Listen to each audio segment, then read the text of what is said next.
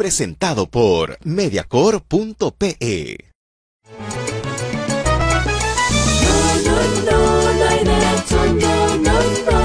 El Instituto de Defensa Legal presenta No hay derecho. Un espacio de noticias, diálogo, debate y participación.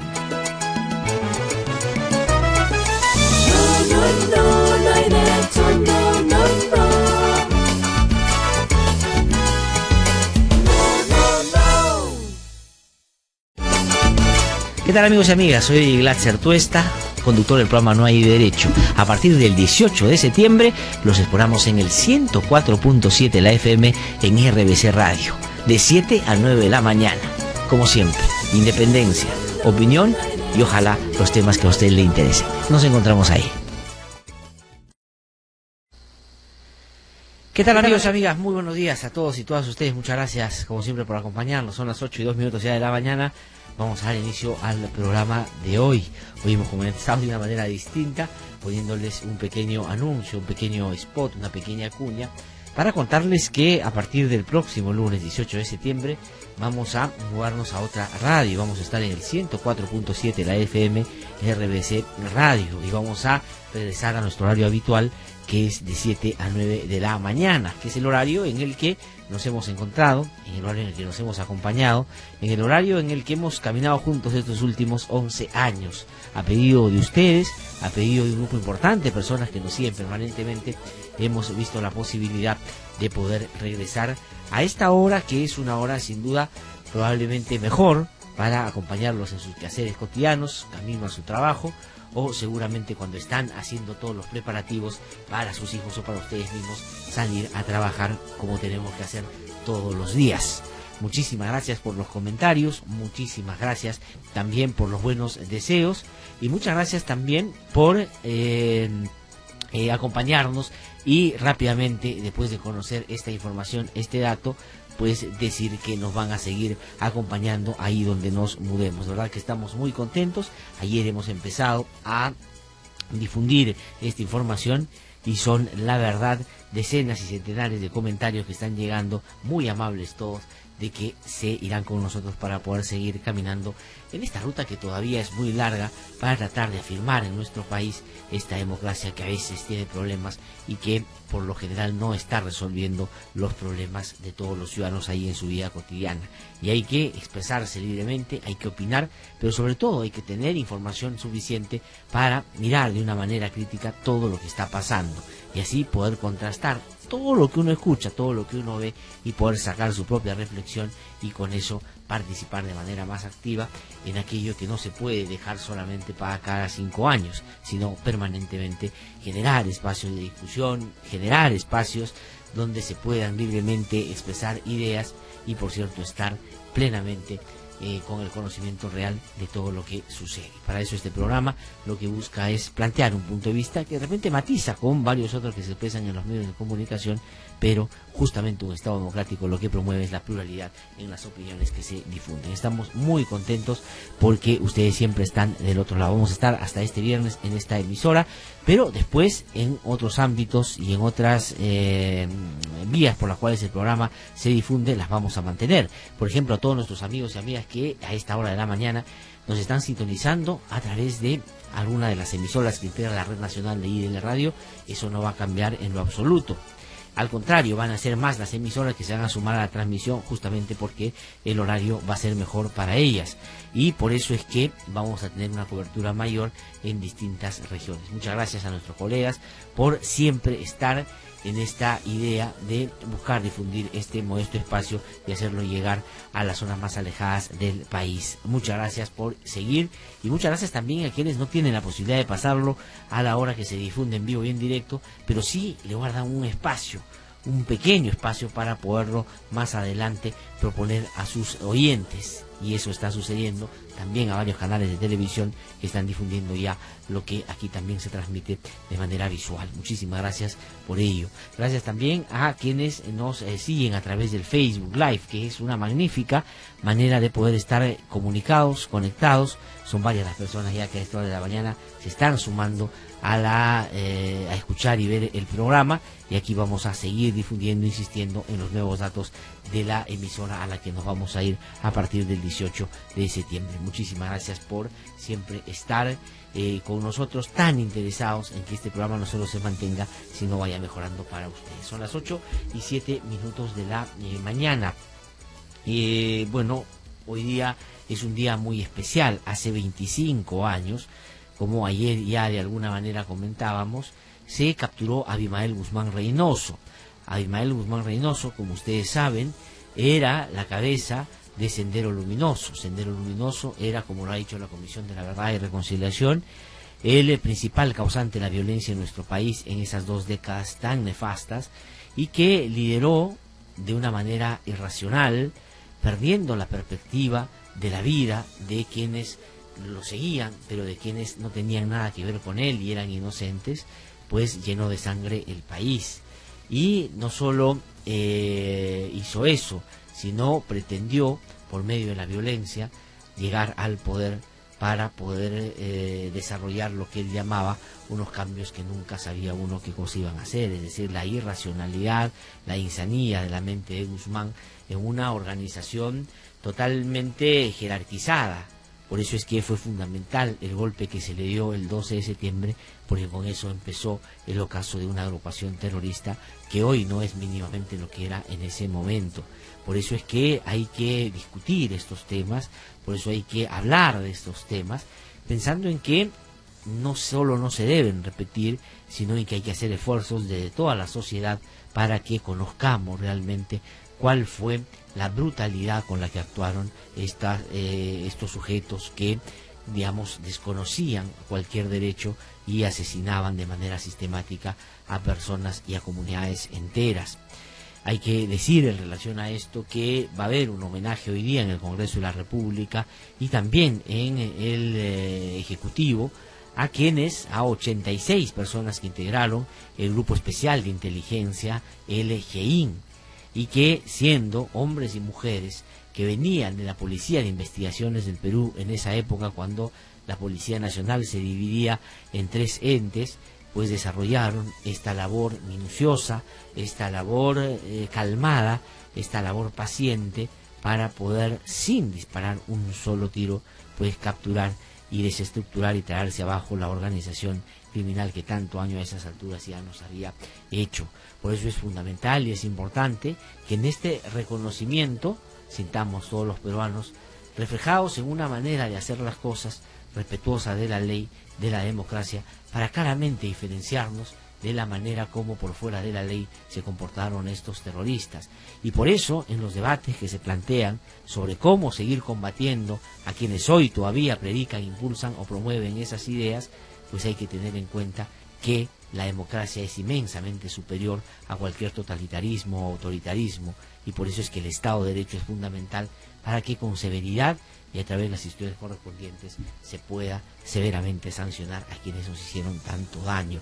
La superioridad moral de la democracia tiene que imperar frente a cualquier acto de aprovechamiento o de demagogia en escenarios como este, que cada año se reeditan para ver quién se hace del triunfo de esta lucha contra subversiva.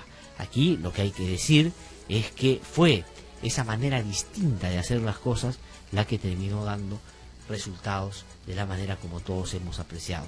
La otra, que era llegar a las comunidades, arrasar con comunidades o sin ningún miramiento, comportarse como los propios senderistas, no sirvió para nada, y muchos cometieron de manera sistemática violaciones de derechos humanos, y lo peor de todo es que usando el uniforme de la patria. No son todos los militares, no son por supuesto la mayoría de los militares, son grupos minúsculos que tienen que ser identificados y que tienen que ser sancionados, porque no se puede permitir que eso suceda. Entonces esa es la discusión y esa es la reflexión que hay que hacer sobre todo lo que pasó. Pero también junto con eso, como ayer ya lo comentaba, pues se están produciendo ya algunas excarcelaciones que tienen que ver con el cumplimiento de la pena de algunos personajes que alrededor o junto a Guzmán lideraron o participaron de esta organización criminal. Entonces ahí lo que hay que hacer es tener una claridad en torno a lo que termina siendo demagógico y lo que termina siendo una tarea pendiente para un Estado democrático como el nuestro. Y por eso es que hay que exigirle a las autoridades que, más allá de armar shows, juegos artificiales o rasgarse las vestiduras, hay que hacer cosas para que este grupo no solo no se reedite en ninguna forma, sino que no volvamos a repetir ese drama tan terrible que vivimos en esas 2 décadas. Y para eso hay que identificar lo que no sirve para nada, lo que es demagógico, lo que es puro bla bla bla, lo que en realidad busca posicionarse mejor políticamente frente a un tema muy muy sensible y muy doloroso, pero que está alejado de dar una respuesta a eso que sin duda hay que mirar con ciertos niveles de preocupación, en el entendido de que no es el sendero luminoso de hace décadas, pero hay grupos que todavía irradian o buscan irradiar esta ideología.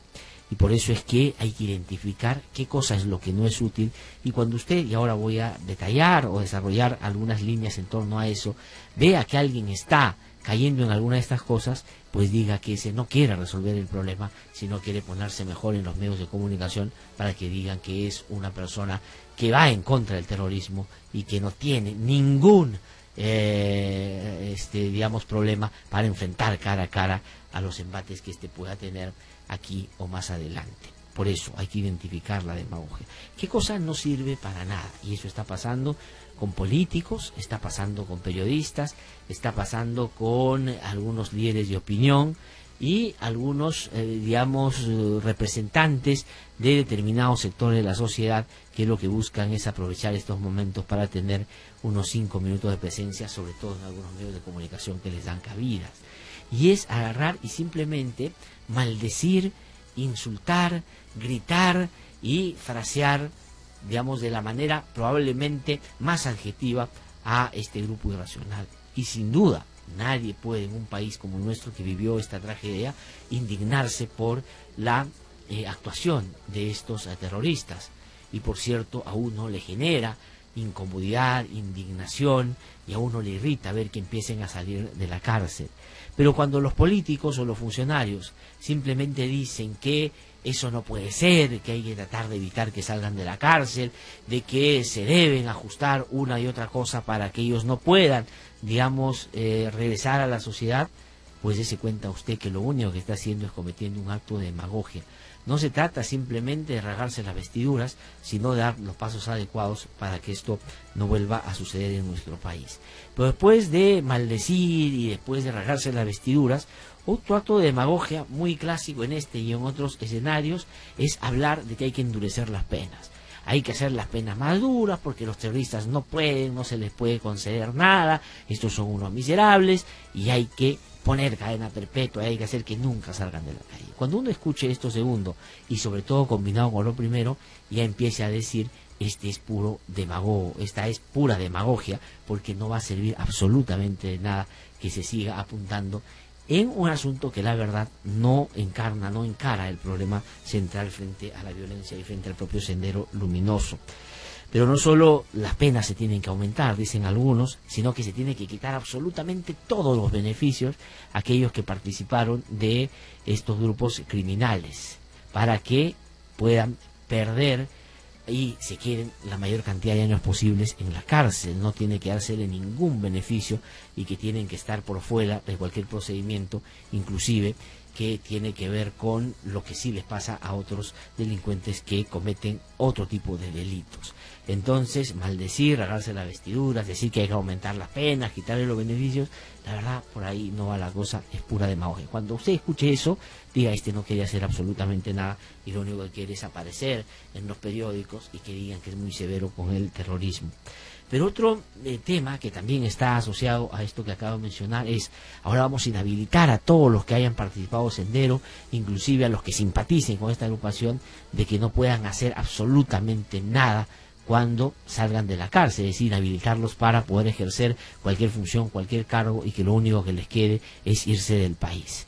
Eso también es un asunto que, sumado al anterior, es pura demagogia, porque las sociedades democráticas lo que tienen que hacer es, después de que se cumple una condena, y para eso existe el sistema penitenciario, pues darle la posibilidad a quienes inclusive cometieron delitos tan graves que por supuesto nos indignan y nos mortifican y todavía nos hacen recordar esas muertes, esa cantidad de cosas que perdimos en esa época, pero que tiene que dejar que la sociedad sea la que procese sus propios dramas y traumas como este, por supuesto.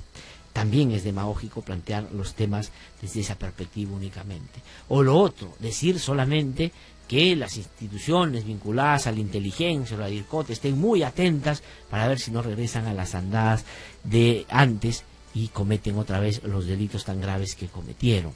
Yo no digo que estas cosas o algunas de ellas no se vayan a hacer, pero si se hacen o se plantean de esa manera solamente para tener algo que decir frente a la tribuna, pues la verdad va a ser inconducente. Y centrar básicamente la lucha contra Sendero, la lucha con sus expresiones actuales, desde una lógica policial, es un error, porque ahí creo yo están ya bastante disminuidos y está focalizado su accionar en el BRAE, donde siguen cometiendo algunos actos, por supuesto, que son rechazados por toda la sociedad. Pero no se puede improvisar uno o dos de estas cosas y decir que estamos bajo una lógica de una respuesta integral a un problema que tiene que ver con otras aristas también.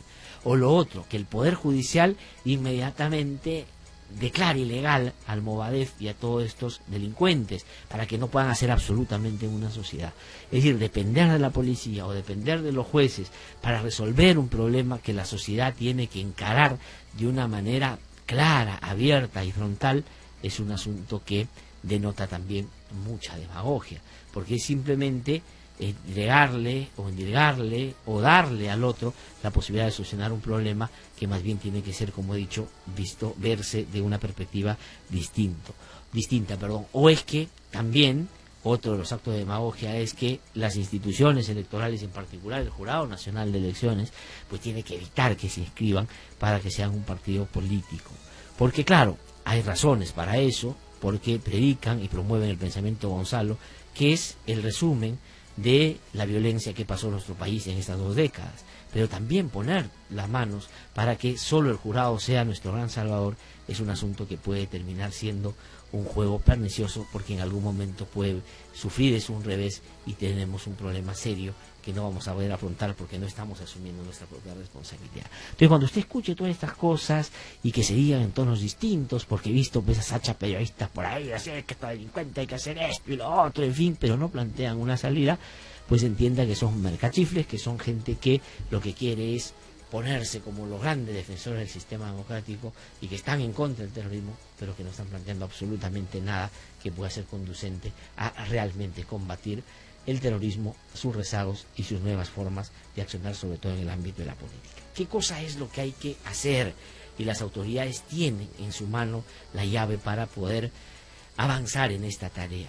Primero, que se conozca y que se estudie y que se discuta en todos los centros educativos sobre la magnitud del daño y el impacto que tuvo Sendero Luminoso en nuestra sociedad, quiénes fueron, por qué hicieron lo que hicieron, por qué un grupo tan minúsculo, tan insano, tan irracional nos hizo tanto daño, en qué fallamos como sociedad. Eso tiene que discutirse en los colegios, en las universidades. Y el Perú tiene un instrumento que es fundamental y es central, que además es un documento oficial, el informe final de la Comisión de la Verdad y Reconciliación, y se han preparado documentos de trabajo para estudiantes que debería ya el sector de educación repartir para poder discutir estas cosas en los centros educativos. Sencillamente no se hace. ¿Por qué? Porque hay determinado sector que yo diría no es conservador, sino es pro impunidad, que lo que quiere es que no se hablen de alguna de estas cosas porque puede interpelar a algunos políticos, a algunos gobiernos o a algunos militares. Pero una sociedad democrática tiene que empezar a enfrentar y encarar su propia historia y poder hablar de ella a pesar del dolor que uno puede sentir al ver tanto llanto, tanto dolor, tanta muerte y tanta sangre. ¿Pero qué dice la ministra de Educación? ¿Algo sobre esto? No. La ministra de Justicia dice que ahora lo que van a hacer es tratar de generar algunos mecanismos legales para que si alguno que sale y quiere comprarse algo, le incauten eso que ha comprado para que con eso se pague la reparación civil. Esa es la manera como se enfrenta a Sendero Luminoso y a las versiones actuales de quienes todavía siguen promocionando y difundiendo el maligno pensamiento Gonzalo. ¿Esa es la manera? No, hay que discutirlo en los colegios. ¿Qué tienen que hacer además de rasgarse la vestidura a los políticos, pelear políticamente con esos sectores ahí donde están creciendo, ir a las universidades, ir a los sindicatos, estar en distintas organizaciones para que estos no sigan ganando terreno. Pero ¿por qué no lo hacen? Porque la salida para ellos, cuanto más fácil mejor. Es mejor ponerse en un programa de televisión y maldecir a los delincuentes, que digamos seguramente la totalidad de quienes vivimos en este país tenemos el mismo sentimiento de indignación frente al terrorismo y nada más, y simplemente achacarle la responsabilidad a los otros por lo que puede estar pasando. Y hay que dejar de lado esa demagogia y empezar a hacer un trabajo que tiene que ver con esto otro que yo he mencionado. Pero no solo eso, los centros educativos, la política tiene que hacerse cargo, y tenemos que entender y empezar a reflexionar como país y como sociedad, porque esto va a seguir sucediendo. Es decir, las personas que pagan su condena van a tener que salir de la cárcel. Ayer, por ejemplo, salió Maritza Garrido Leca. ¿Y qué cosa es lo que se hizo? Pues claro, se va al penal, se ve cuál es su movimiento, dónde va a llegar, se habla con los vecinos, se dice que terrible, esto afecta, los vecinos están indignados, no debería salir de la cárcel, se empiezan a decir una serie de cosas que legalmente no son posibles, solo para evadir el problema de fondo. Hay que empezar a reflexionar y discutir como sociedad, como participantes de un Estado de Derecho, de una sociedad democrática, qué cosa vamos a hacer. Eso significa que nosotros debemos claudicar en nuestra manera de ver los actos tan violentos que estos generaron y tratar de soslayar y dejar y plantear la poca importancia que esto puede tener. No, al contrario, sabiendo y diciendo todo el daño que nos hicieron, tenemos que empezar a discutir qué cosa vamos a hacer en adelante, porque esto va a seguir sucediendo. Pero claro, eso no lo quieren hacer los medios, eso no lo quieren hacer los políticos, eso no lo quieren hacer esta suerte de mercaderes o mercachifles que salen en los medios para tratar de hoy ponerse valientes. Algunos con, por supuesto, una trayectoria que los respalda. Por ejemplo, los miembros del GEIN que hicieron un excelente trabajo. Pero otros que hoy se hacen de la lucha contra subversiva, de que la promovieron, la impulsaron, cuando se sabe que más bien participaron de actos que evitaron en su momento que se le diera golpes fuertes al propio Sendero Luminoso, pues termina siendo hasta vergonzoso verlos pontificar sobre cómo se debió hacer o se hizo esta lucha. Entonces, estos son algunos de los temas que creo yo hay que exigirle a las autoridades, a los políticos, a los líderes de opinión, que lo planteen en su real dimensión. Porque si no, todo lo otro va a ser una puesta en escena para ver quién hace mejor el papel que ha entendido debe jugar. Y el problema va a seguir creciendo, y el MOADEF y otras expresiones van a seguir expandiéndose en el país sin que la política se haga cargo.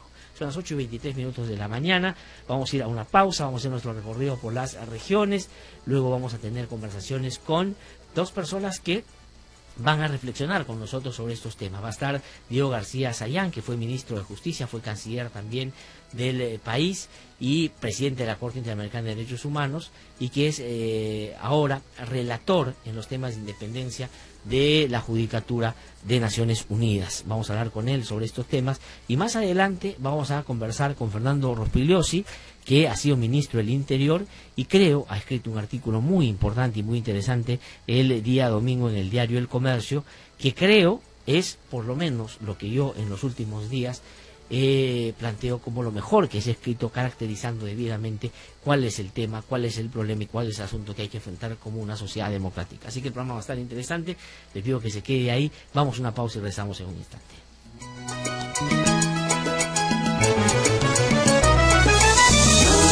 No hay derecho, no.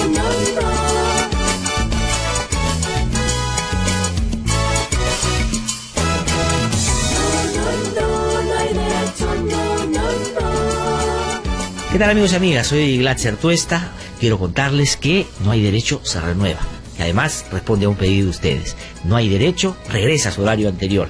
Desde este 18 de septiembre, No hay derecho, a través de los 104.7 FM de RBC. Una producción de IDL Radio. Que no te cuenten cuentos, el Diario 1 te cuenta la verdad. Compra el Diario 1, el diario oficial de la realidad peruana. A esta hora, Noticias de la Red, descentralizando la información y el debate.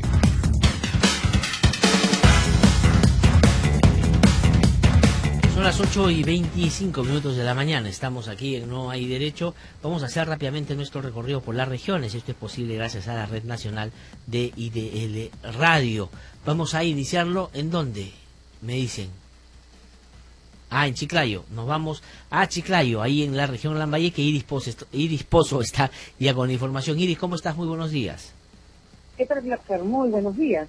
El alcalde de Morrope, Gustavo Cajusol, señaló que se suspenderá el suministro de agua que consumen los niños y adultos del caserío Cruz del Médano, al haberse detectado que tienen altos índices de metales pesados, entre ellos arsénicos.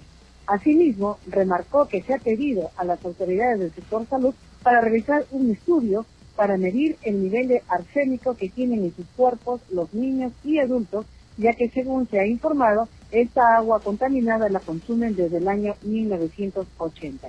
La autoridad edil reconoció que hay responsabilidad del municipio que instaló los pozos y por no haber coordinado con las autoridades del sector salud para un permanente tratamiento de estas aguas, cuyos altos índices de arsénico se han venido detectando, y por ello no descartó el inicio de acciones penales contra los que resulten responsables. Desde Chiclayo, para la Red Nacional de IDL Radio, Iris Pozo Fernández. Muchísimas gracias, Iris, por esa información desde la región Lambayeque, específicamente de Chiclayo. Son las 8:27 de la mañana. Nos vamos a trasladar ahora a Casma, en la región Ancash. Ahí está Aldo Mesa, nuestro amigo y colega, con información, porque ayer, después de salir de Piedras Gordas 2, Marisa Garrido Leca se enrumbó justamente hasta Casma. Tenemos información en vivo y en directo a esta hora de la mañana. Aldo, ¿cómo estás? Muy buenos días. ¿Cómo está, Blancer? Buenos días. Indicar que a las 4 esta madrugada ingresó a la ciudad de Casma Marisa Garrido Leca tras, como tú ya lo has señalado, haber sido liberada. Ella ha llegado con familiares en nuestra ciudad y además está siendo, si podemos decirlo, escoltada por varios medios de comunicación, quienes no le pierden el rastro desde su salida de la capital de la República. Ella ha intentado despistar inclusive a los medios nacionales, pero no ha podido.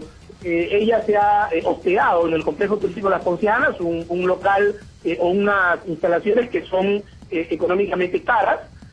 Además hemos observado que mueve logística interesante para haber dicho que, o haberse declarado insolvente. Suponemos que sus familiares son quienes están corriendo con los gastos. A esta hora de la mañana ya también los medios locales están a la espera de la salida de Marisa Garrido Leca, al igual que medios nacionales, y hay bastante gente. O sea, los pobladores, los vecinos de la ciudad están muy a la expectativa, quieren ver a Marisa Garrido Leca, quien no ha dado declaraciones todavía, sigue al interior de este hotel, y al parecer no va a dar declaraciones. Entendemos o conocemos que tiene una reunión programada en la ciudad de Chimbote, hasta donde va a llegar para desarrollar aparentemente algún tipo de agenda. Hay efectivos policiales en un número reducido en realidad en el interior de este hotel, no sé si brindándole seguridad a ella o en todo caso observando lo que pueda estar haciendo la terrorista liberada que ya cumplió su pena. Por lo demás, en nuestra ciudad ya se imaginarán los comentarios de los pobladores casmeños cuestionando la presencia de Marisa Garrido Leca en nuestra ciudad de Casma, y hay incluso quienes muestran cierto temor y preocupación. Desde Casma, informó Aldo Mesa, adelante los estudios de la radio. Muchísimas gracias, Aldo, por esa información desde Casma. Vamos a estar atentos, por supuesto, a ver qué sucede ahí, porque Marisa Garrido Leca está en este momento, como nos ha detallado Aldo, en un hotel de la zona. Son las 8:30 de la mañana. Vamos de Casma a irnos a Madre de Dios, en Puerto Maldonado. Juan Rojas Bermúdez con información. Juan, ¿cómo estás? Muy buenos días. Amigos de No Hay Derecho, buenos días. Platzer, buenos días. El proceso de formalización minera en el Perú y Madre de Dios paralizado. Sin embargo, las interdicciones continúan con posible destrucción, voladura de equipos mineros en la zona de amortiguamiento Tamopata. También detienen y encarcelan a trabajadores capturados al momento del operativo, que solo cumplen trabajos al porcentaje, sin ser propietarios directos, por lo que con apoyo de abogados salen libres y los patrones vuelven a los trabajos ilegales de extracción de oro sin miedo a nadie o a nada. Es de resaltar en otro ángulo de información la construcción de infraestructuras educativas, aulas modernas por el gobierno regional Madre de Dios, utilizando el 60% de su presupuesto para el año 2017. No hay derecho. Juan Roja Bermúdez, Madre de Dios. Muchísimas gracias, Juan, por esa información desde Puerto Maldonado, en la región Madre de Dios. Vamos a trasladarnos ahora a otra zona del país. Ahí en el Cusco, Lucho Mamaña está con información. Lucho, ¿cómo estás? Muy buenos días. Buen día, Glatzer. En la región Cusco, 4 procesos de arbitraje existen respecto al inconcluso Hospital Antonio Lorena. Estas demandas fueron entabladas por el consorcio Salud Lorena contra el gobierno regional del Cusco ante tribunales arbitrales.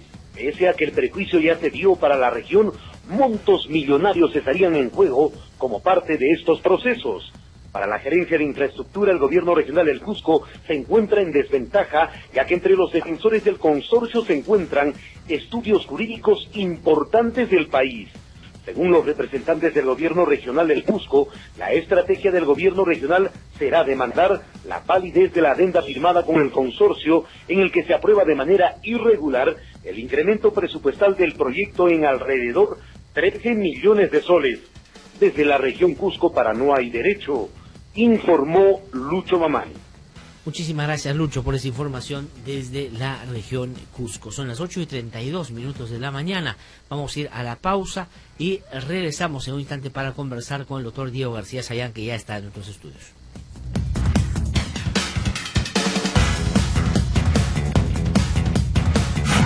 Hasta aquí Noticias de la Red, descentralizando la información y el debate. Que no te cuenten cuentos, el Diario 1 te cuenta la verdad. Compra el Diario 1, el diario oficial de la realidad peruana.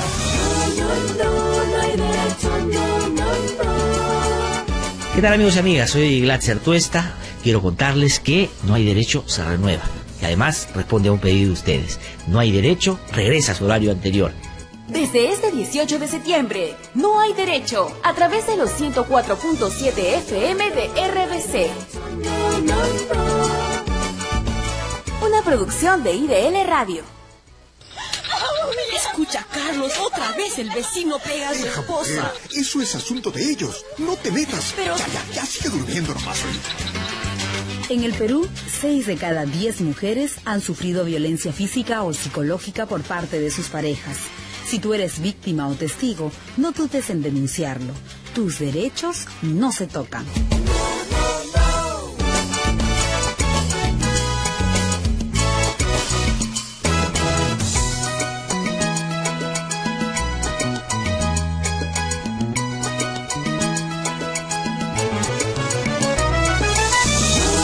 No hay derecho, no.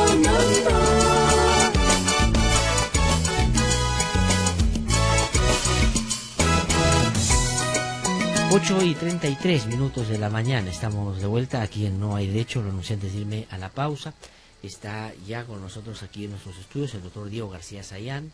Él, como ustedes saben, fue ministro de Justicia, fue canciller también de la República, fue presidente de la Corte Interamericana de Derechos Humanos, fue también el presidente, o digamos uno de los principales promotores del lugar de la memoria, que lo que busca es constituirse en ese espacio de reflexión de una historia tan compleja y de la construcción de una memoria que hay que hacer por partes, es decir, siempre tiene que estar abierta la posibilidad de ir incorporando algunos elementos para que todos podamos entender y tener la misma base de interpretación sobre los hechos tan violentos que vivimos hace algunas décadas. Doctor Diego García Sayán, es un gusto saludarlo, buenos días. Un gusto estar aquí nuevamente, gracias por la invitación. Al contrario, gracias por venir. Antes de entrar a conversar, me están preguntando aquí en las redes varias personas de por qué no hemos tenido a gente del GEIN para conversar sobre lo que significó la captura de Abimael Guzmán hace ya 25 años. Pues mi productor Carlos Yancul habló con algunos de ellos, pero en este momento están en una ceremonia en el Congreso de la República y luego también van a hacer les van a hacer una ceremonia, un reconocimiento. La presidencia del Consejo de Ministros y el propio presidente de la República, entiendo, por lo tanto hoy día no podían venir, pero sin duda nuestro reconocimiento es seguramente como el que todos hacen a un grupo que, digamos, hizo no solo las cosas bien por los resultados, sino utilizando lo que la propia democracia le daba como armas para enfrentar un enemigo que era tan violento y tan irracional. Efectivamente, si me permite, comencemos por ahí, sobre el homenaje a los miembros del GIN. Yo me auno, por supuesto, a ese homenaje. porque más allá de si uno pueda coincidir o discrepar políticamente de lo que piensa cada uno de ellos hoy día, eso es parte de la democracia. Pero lo importante es que el día de hoy, el aniversario que estamos conmemorando, yo diría celebrando, fue un día de triunfo de la democracia en el Perú, con la captura del jefe de esta agrupación terrorista tan terrible y tan dañina para el Perú como fue Sendero Luminoso. Entonces, homenajear a los miembros del GEIN es homenajear una forma de hacer las cosas, y en donde la derrota de Sendero Luminoso se dio en realidad ese día, una estructura jerarquizada, en donde al caer el jefe se desbarató en dicho aparato, que valió mucho más para la derrota de Sendero Luminoso que decenas de inocentes que fueron indebidamente condenados en el pasado, que valió mucho más que los jueces sin rostro, que no sirvieron para derrotar al terrorismo. Entonces, esto es una enseñanza muy importante para el Perú y el mundo, que sigue observando con atención y respeto lo que aquí se hizo en el Perú. Sí, no, es muy importante el reconocimiento, y creo que no hay persona en el Perú, además con la sensibilidad que uno tiene por lo que pasó en esa época, de no sumarse a esto, por cierto. Doctor Diego García Sayán, pero yo quisiera entrar y diferenciar un poco los dos niveles que hay que dar en una discusión que es más compleja de lo que algunos pretenden, o los términos en los que algunos lo plantean ahora, ¿no? Primero, recordar un poco qué cosa sucedió en la época de Fujimori y en la época de la transición democrática y en los gobiernos ya democráticos en la lucha contra el terrorismo. Porque, digamos, hay una prédica de determinado sector, sobre todo fujimorista, que Fujimori fue muy severo con los terroristas, pero sin embargo el gobierno de transición del que usted fue parte, porque fue ministro de Justicia, flexibilizó absolutamente todo, le dio beneficios a los terroristas y mandó a hacer nuevos juicios a los terroristas, y eso hizo que, digamos, se desalentaran por una parte las fuerzas policiales y las militares, y por otro lado que el terrorismo empezara a reorganizarse y hoy fundar, digamos, las distintas versiones que todavía están presentes. Claro, mira, yo creo que es absolutamente fundamental deslindar dos cosas. Primero, lo que fueron realmente los hechos en base a la verdad, en una verdad además comprobable, y en segundo lugar, mirar hacia el futuro en esta materia. En cuanto a lo primero, varias cosas, ¿no? De un lado, la constatación de que durante la época de Fujimori se cometieron, por propia confesión del fujimorismo, serios errores en la lucha contra el terrorismo, porque entre otras cosas, se condenó a través de jueces sin rostros a muchísimas personas que eran inocentes. Eso no lo dijo la oposición, no lo dijo el gobierno de transición en el año 2000, sino lo resolvió Fujimori en el año 96, cuando promueve una ley y crea una comisión presidida por el padre Lancier para sacar de la cárcel a inocentes que habían sido indebidamente... Es decir, Fujimori reconoce que eso había sucedido, por supuesto, así y, es, digamos, empieza a buscar un mecanismo para subsanar. Y obviamente, digamos, en una lucha contra el terrorismo, que es una lucha, por supuesto, de inteligencia, pero también política, meter y condenar a inocentes era algo que hacía daño a esa lucha contra el terrorismo, y Fujimori, con buen criterio, se dio cuenta en el año 96 que ese exceso que se había cometido había que corregirlo, y crea esta comisión presidida por el padre Lancier, que continuó trabajando durante el gobierno de transición para investigar y analizar expedientes de terroristas condenados y encontrar que había cerca de 1000 que habían sido indebidamente condenados y que eran inocentes. Y en la época de Fujimori no solo se identifican, sino buena parte de ellos cobran su libertad como correspondía. Y fue hablando cuántos más o menos. Y fue el gobierno de Fujimori, con esas atribuciones legales, fue el que más inocentes indebidamente condenados liberó a más de 700 personas entre el año a partir de que se dio esta legislación. Después, con los gobiernos de Paniagua y de Toledo, se siguió utilizando con la misma comisión presidida por el padre Lancier, que investigaba caso por caso. Y usando los mismos mecanismos. Y usando los mismos mecanismos, y se liberó a un número mucho menor, no de terroristas, sino de inocentes indebidamente condenados. Entonces, todo eso, ese proceso, que es el proceso de los 90, en donde el Estado estaba de alguna manera todavía aprendiendo cómo luchar contra el terrorismo, va coincidiendo en paralelo con estas operaciones más de inteligencia, más quirúrgicas y más fundamentales para la lucha contra el terrorismo, como la del GEIN. Entonces, Ese es un primer aspecto. Ahora, pero solamente porque es importante que esto quede claro, ¿no? Cuando Fujimori crea la comisión presidida por Urban Lancier, que lamentablemente ya no está con nosotros, pero ya es una persona muy reconocida por todos los sectores, ¿qué cosa concretamente reconoce? Primero, que hay inocentes en las cárceles, pero que los tribunales con rostro no habían sido infalibles, que habían cometido una serie de... ¿Qué otra cosa más reconoce con ese acto? O sea, básicamente eso, que los tribunales sin rostro se habían equivocado en un número no marginal, sino de alrededor de 1000 personas que estaban condenadas por terroristas como terroristas sin serlo. Y el primer gobierno que reconoce esto, porque promueve una ley especial para eso, es Fujimori. Porque ayer escuchaba a Marta Chávez decir que la gran lucha contra subversiva y el gran mecanismo que utilizó Fujimori para poder subsanar los problemas que la justicia en ese momento notoriamente expresaba fueron los jueces sin rostro, y que si no hubieran ellos jueces sin rostro no se hubiera podido desarrollar todas estas capturas y estas sanciones tan severas a algunos terroristas que están presos. Bueno, si hubiera sido verdad, no hubiera habido necesidad de dictar una ley especial para liberar a inocentes, que en lugar de estar del lado de la democracia los puso del lado del terrorismo, sin serlo. Gravísimo error, porque eso es algo que hace muy distinta la lucha que después se dio, que era la lucha quirúrgica para realmente desmantelar el aparato agarrando a la cabeza. Segundo, el tema de los nuevos juicios. Sí, que se dice que el gobierno de transición fue los que promovió juicios. Le tiran la pelota a Paniagua y al gobierno de transición y a lo que fue mi gestión como ministro, acompañando honrosamente a Valentín Paniagua en esos pocos meses, como el momento en el que se establecen los nuevos juicios. Eso no es verdad. Durante el gobierno de transición no hubo una sola modificación a la legislación antiterrorista, esa se dio mucho después. Y la que se modificó en lo que respecta a los nuevos juicios derivó de una sentencia del Tribunal Constitucional dictada en enero del 2003. El gobierno de transición se había ido un año y medio antes, en la que el Tribunal Constitucional dispuso que la justicia sin rostro violaba la Constitución, que había que dictar una nueva legislación antiterrorista.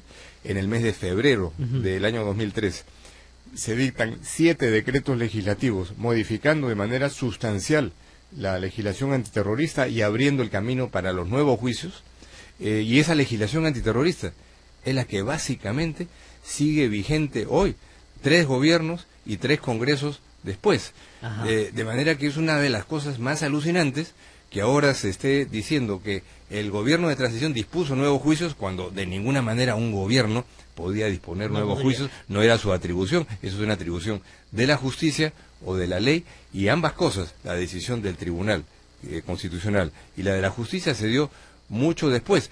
Ya estamos en el gobierno de Toledo, ¿no? Ya estamos en el gobierno de Toledo y la gestión de Fausto Alvarado, como ministro de Justicia. El que tiene que implementar varias de las cosas. Y se dictan estos decretos legislativos que hoy día siguen vigentes y que quienes han tenido mayoría en el Congreso actual, en el anterior y en los otros dos, aparentemente no han encontrado terribles porque no los han modificado. Entonces, porque esa es un poco la actuación frente a la tribuna y la otra son los hechos concretos. Si ellos consideran de que fue realmente nefasto, como dicen, hubieran por lo menos planteado una discusión en torno a algunos correctivos que había que poner y no lo han hecho. Entonces, ¿por qué es esto tan grave, Glatzer? Es grave por dos cosas. Primero, por cualquier cosa que sea un atentado a la verdad. En democracia es algo que afecta derechos de personas. Naturalmente, la libertad de expresión y de opinión y de crítica es algo que hay que defender de manera absoluta y rigurosa. Pero cuando se distorsionan los hechos y se dice que ocurrió algo que no había ocurrido, se está atentando contra la democracia, pero algo más grave. Pensando hacia el futuro, pensando en cómo se vacuna nuestra sociedad frente a la reaparición de fenómenos terroristas más adelante, cosa que puede ocurrir en cualquier país y por supuesto en uno que ha tenido ya ese fenómeno como ha sido el Perú, lo que tiene que hacer la democracia es cerrar filas.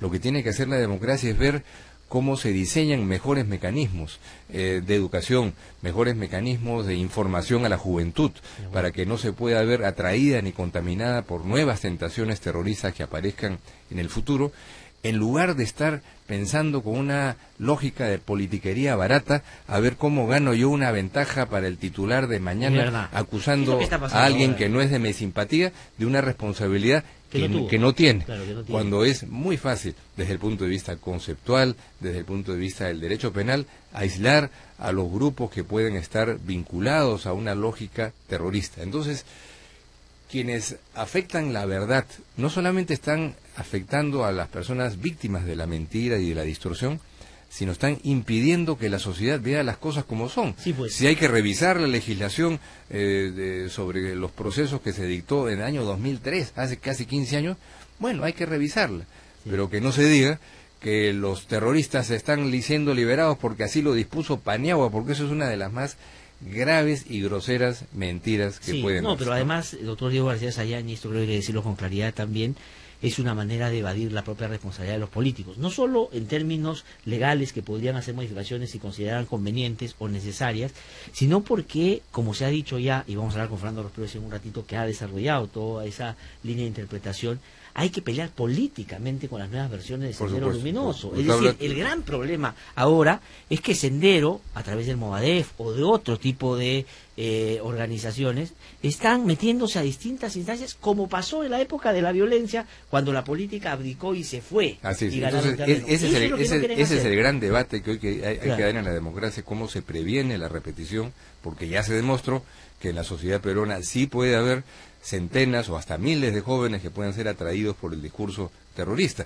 De manera que hoy día el hecho de que exista, por ejemplo, un lugar, un espacio como el lugar de la memoria que explica de manera muy objetiva y rigurosa cómo esta guerra empezó por acción del terrorismo de Sendero Luminoso y no se tira la pelota a las estructuras sociales ni a abstracciones, cómo sería muy importante que la juventud conozca, debata, analice, para que se vaya secando el terreno que pudiera ser eventualmente fértil para el discurso terrorista. Ese es el gran debate que hoy día habría que dar. Perfecto, que analicen lo que quieran sobre el tema de la ministra de Educación y la huelga del SUTE, pero sería mucho más inteligente, interesante ver cómo podemos, como ciudadanía, los demócratas de toda filiación, incluyo por supuesto a los fujimoristas de buena fe, que lo son muchos, para decir, bueno, a ver qué hacemos para prevenir eso el futuro, pero trabajemos pues con la verdad y con los hechos como son. Pero además, yo lo que comentaba hoy día más temprano tiene que ver con los actos de demagogia propios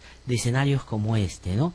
La lógica de que a los terroristas no hay que darle beneficios, que los terroristas hay que perseguirlos siempre, que cuando salgan de la cárcel, estén por salir, hay que evitar que salgan. Es decir, o hay que decirle a la DIRCOTE que persiga a los terroristas, o que el jurado tiene que negar, digamos, siempre dándole al otro la responsabilidad de resolver un problema que como sociedad tenemos que afrontar.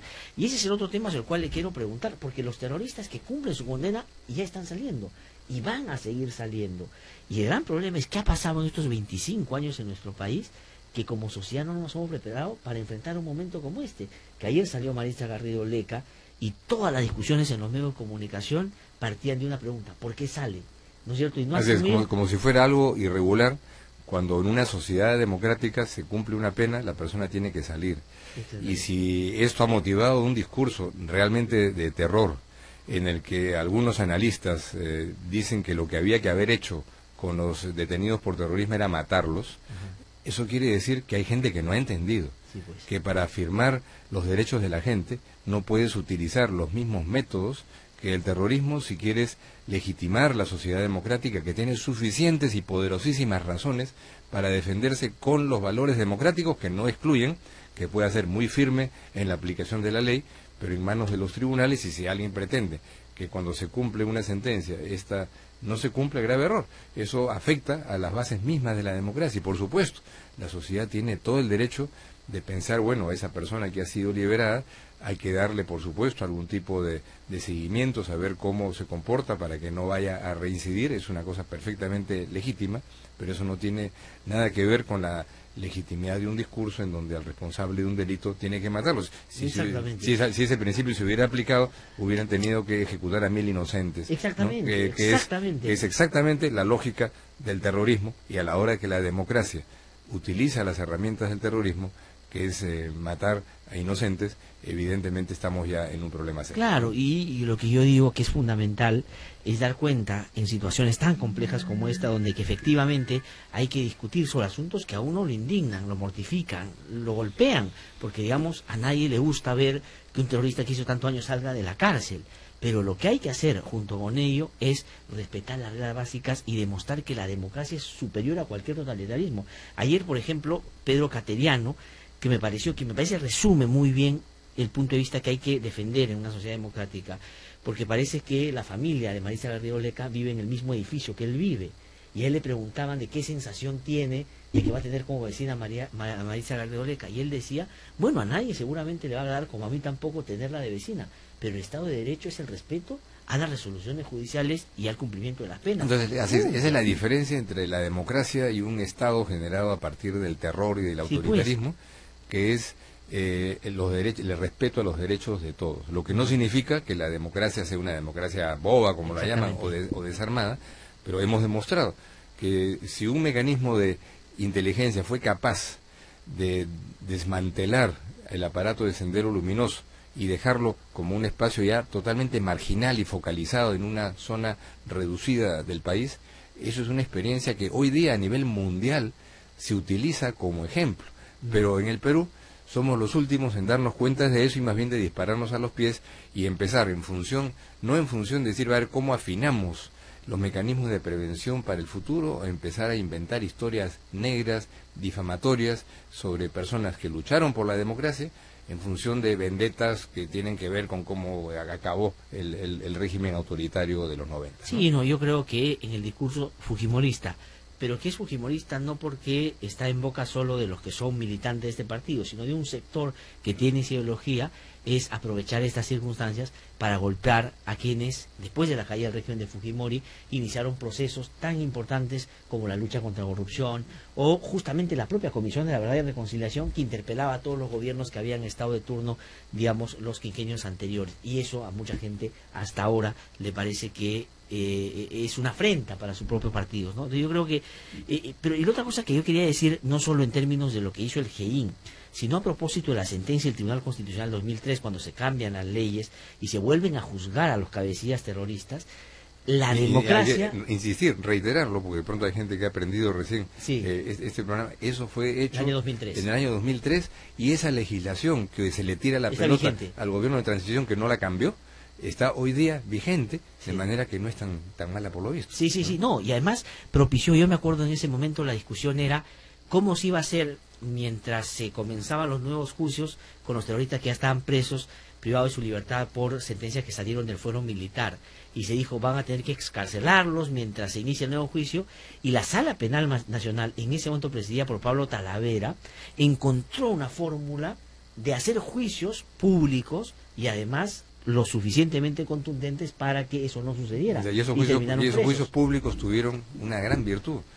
que la sociedad pudo ver cómo había pruebas judiciales contundentes de las atrocidades que habían cometido, y todos ellos fueron nuevamente condenados, pero con la legitimidad que les daban procesos transparentes, con pruebas que la sociedad pudo conocer para efectivamente confirmar. Y hoy día es interesante, en casi todos los lugares donde ha habido guerras internas, hay un sector de la sociedad que pide la amnistía de los luchadores sociales. En el Perú, a la sociedad peruana nadie se le ocurre, salvo los afectados, pedir amnistía para Abimael Guzmán y sus seguidores, porque la gente sabe muy bien cuáles son sus responsabilidades, y la gente sabe muy bien que es un sector que no ha tenido ningún elemento de arrepentimiento ni de reconocimiento de responsabilidad, que es uno de los hechos más evidentes que hoy día serían los de los que habría Ahora, que hablar, sobre ¿no? esos dos puntos que usted plantea, que también están en debate, no se han arrepentido y no han pagado la reparación civil. Eso puede en adelante plantearse como un condicionante, una condición para que sean o no escarcelados después de cumplir una pena, o es que hay que buscar otros mecanismos para que cumplan con eso que también es parte de Las su penas vida. tienen que cumplirse, y la reparación civil es algo que crónicamente en el Perú, no solo en este caso, sino en muchísimos otros casos, muchos condenados por corrupción durante los 90 no han pagado un centavo de reparación civil, Fujimori tampoco, en una cifra muchísimo mayor de la que se asignó en este caso. Evidentemente ese es un tema que está ahí y estará pendiente, y puede haber revisiones de los procesos.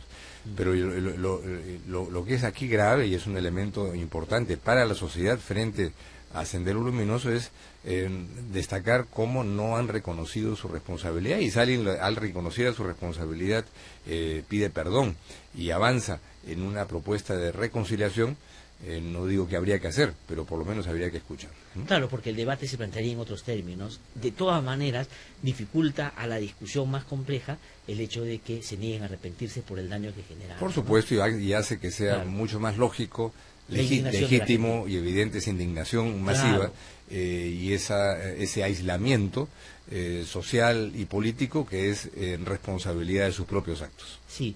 Ahora, pensando también, tenemos pocos minutos ya, en qué hacer. Usted ha planteado que, digamos, la educación se tiene que hacer cargo, por ejemplo, ¿no es cierto? Ahí yo me acuerdo, hace muchos años, después de que se presentó el informe final de la Comisión de la Verdad, se discutieron y se desarrollaron, se produjeron inclusive materiales educativos para que esto se discutiera en los colegios. En 2004 creo que fue eso. Han pasado 13 años y en los colegios hoy día no se habla nada. Es un elemento marginal. Sí. Hoy día todas las capitales de provincias tienen conexión por fibra óptica. Sería muy fácil hacer una conexión por fibra óptica para que todos los colegios secundarios puedan acceder al lugar de la memoria, visitarlo y ver cómo ocurrió y cómo esta tragedia empezó cuando se volaron esas urnas en Chukchi por Sendero Luminoso en mayo de 1980, hecha por peruanos, no por coreanos del norte. Eso es algo terrible y evidente, y por ahí habría que empezar. Eso, por supuesto, sin perjuicio de todas las acciones que en el ámbito propio de la acción policial y militar tienen que seguirse ejerciendo hasta lograr un poco más de eficacia en la zona en donde hay remanente de Sendero Luminoso en el BRAE, en donde la sociedad tiene a estas alturas derecho de preguntarse qué pasa, como que un grupo tan pequeño de remanente de Sendero Luminoso no puede ser derrotado por contingentes militares y policiales numerosos y que le cuestan mucho al país. Eso es algo que yo creo que la sociedad peruana tendría que exigir, y sería un tema que se debiera discutir.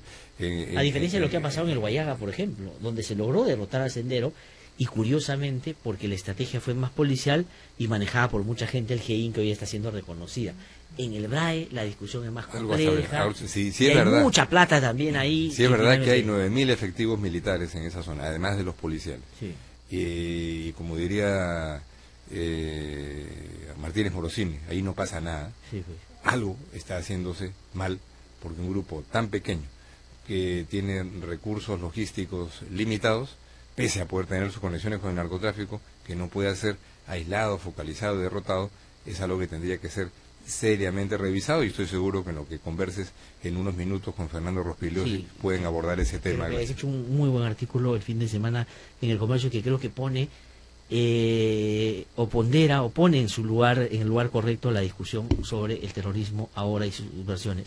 En materia de la posibilidad de que Sendero, a través de sus extensiones o sus brazos políticos, entren a la vía política democrática, ¿usted es de la idea, como algunos plantean, de, por ejemplo, como pasó en otros países, de proscribir la participación de estos grupos en democracia, o, digamos, ponerle ciertos requisitos que si no cumplen, igual no van a poder participar? Mira, ahí el propio Movadef creo que se liquida a sí mismo cuando establece que el pensamiento Gonzalo es su elemento conceptual y doctrinario esencial, y el pensamiento Gonzalo, esto está escrito en blanco y negro, no es un invento de nadie, es uno en lo que está esencialmente vinculado a la lucha armada como mecanismo de acción política y de conquista del gobierno y del poder.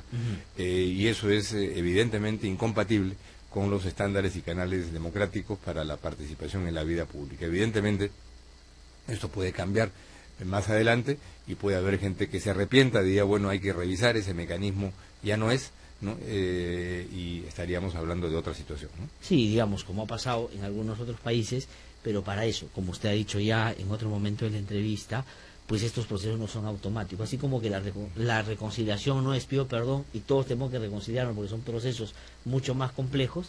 En la apertura de las puertas de la democracia a grupos que predicaban la violencia y que la practicaron día a día teniendo de sangre el país, pues obviamente no es un tema conceptual y abstracto, sino es en parte de sectores que estuvieron humana y orgánicamente vinculados a quienes sí hicieron uso de la violencia, de manera que la sociedad tiene todo el derecho de prevenirse, así como en Alemania nadie se le ocurriría que un partido fundado en el libro de Hitler, sí, Mi lucha, podría tener legalidad. Eso obviamente está fuera de toda posibilidad, ¿no? De acuerdo. Doctor Diego Balsasaya, muchísimas gracias. Muchas gracias. Por haber venido a conversar con nosotros. Este es un día donde hay que plantear un debate un poquito más profundo. Yo puedo entender las pasiones y las sensibilidades, pero que legítimas frente a un tema tan difícil, pero también hay que saber reconocer y darse cuenta de los actos demagógicos de algunos que quieren ponerse como lo grande defensor del país, cuando en realidad lo único que están haciendo es tratar de buscar 5 minutos de pantalla. Muchísimas gracias. Voy a una pausa y regreso un instante, porque Fernando Berrestudiosi está llegando a nuestros estudios.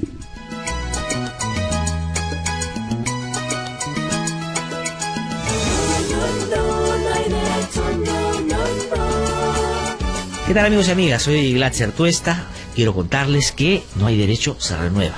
Y además responde a un pedido de ustedes. No hay derecho regresa a su horario anterior.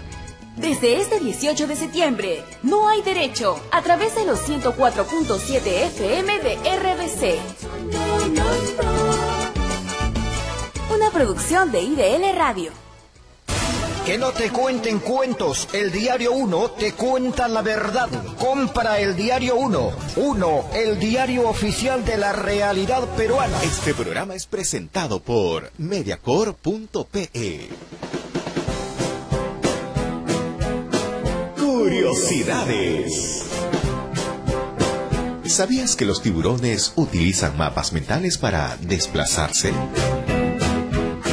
Científicos de Estados Unidos determinaron esto después de analizar datos procedentes de tiburones tigre, a los que se les había colocado transmisores acústicos, y de esta forma descubrieron que esa especie de tiburón siempre toma caminos directos de un lado a otro. Los investigadores expresan que esta conducta muestra una gran capacidad para registrar mentalmente mapas de sitios clave. Curiosidades.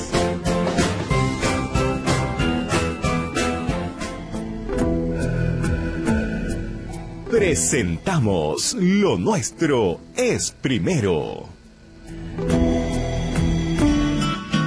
Don Felipe Pingló Alba nace el 18 de julio de 1899 en Barrios Altos.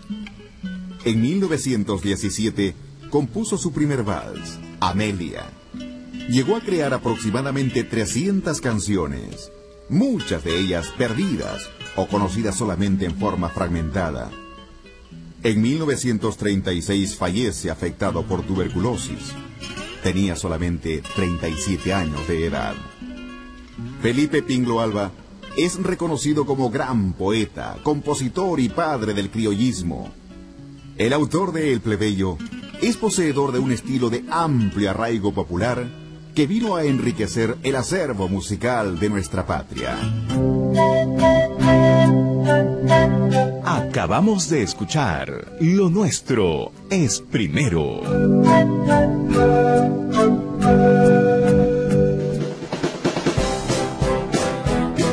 Curiosidades.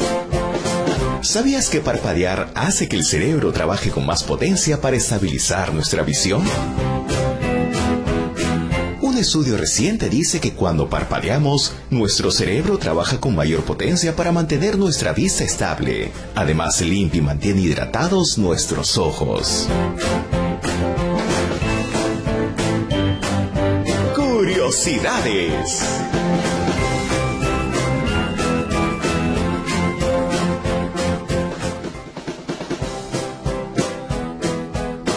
Curiosidades.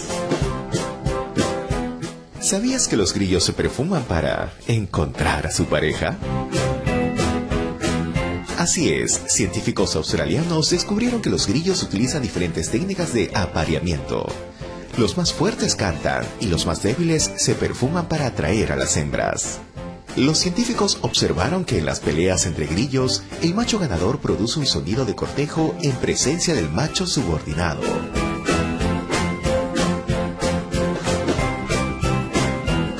Curiosidades.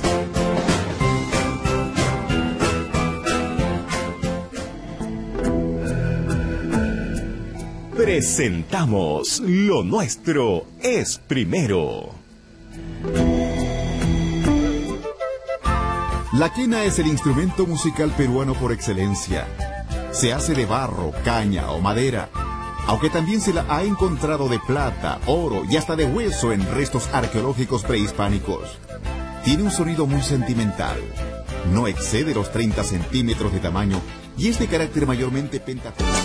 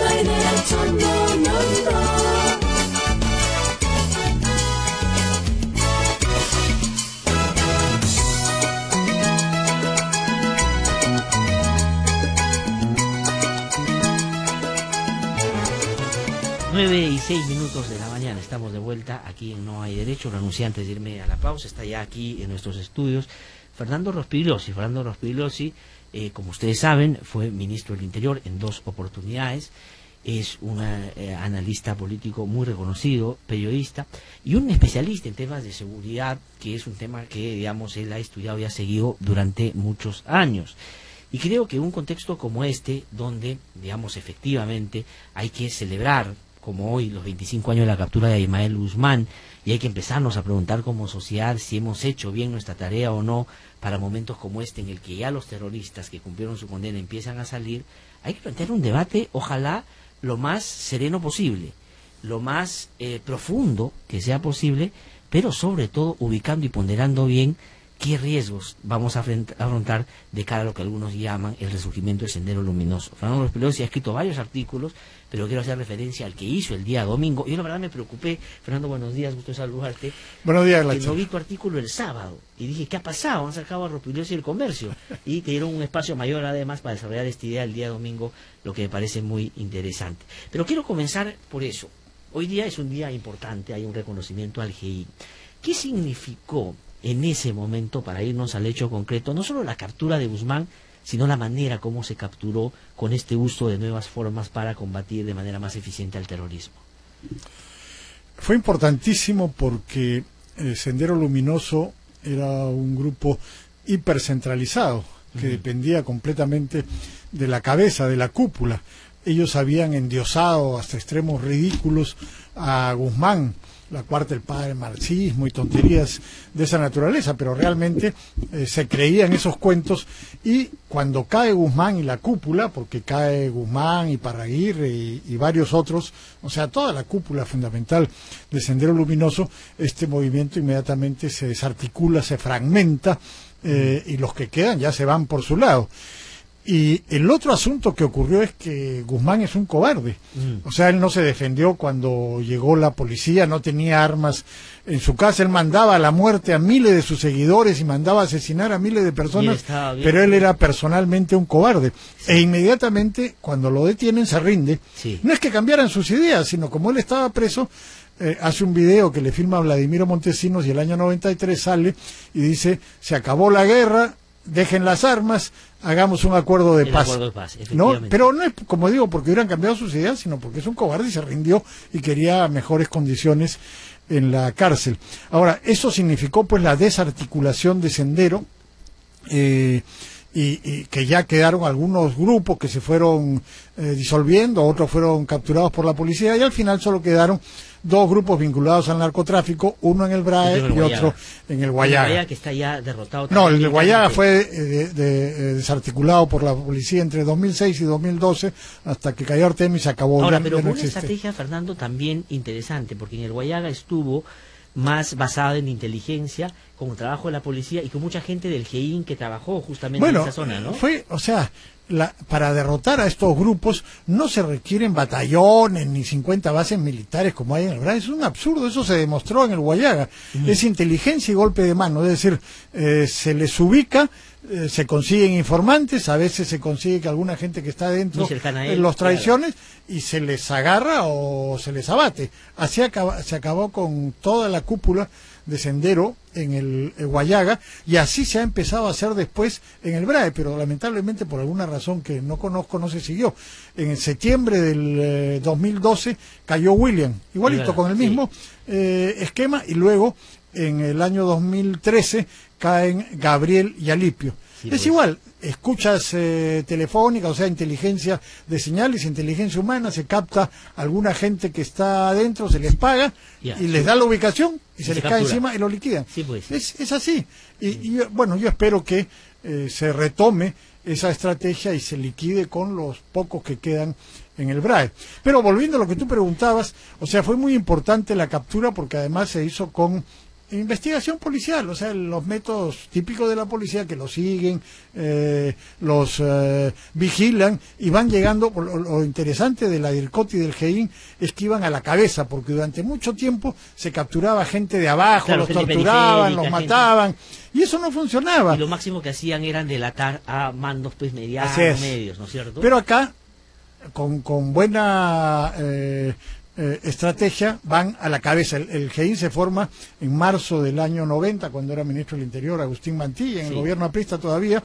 Estuvieron a punto de capturar a Guzmán en junio de 1990 y después en enero de 1991, donde cayeron sobre casas donde había estado Guzmán, pero había salido poco antes y finalmente cayó en septiembre. Cuando le pasan la carta por debajo de la... Bueno, es una historia. Ya historias en torno a sí, eso. Puede ser. Pero digamos, ese es un punto que a mí me parece que todavía o algunos no quieren reconocer o no se ha explicitado lo suficiente.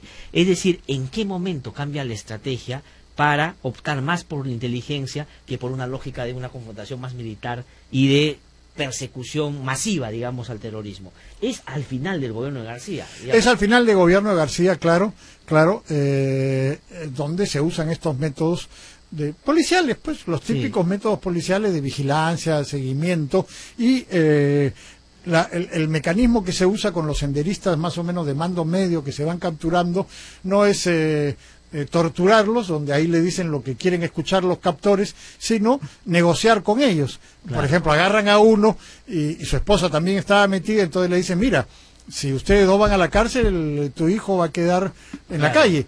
Entonces, dejamos a tu esposa a cambio de que tú nos des información.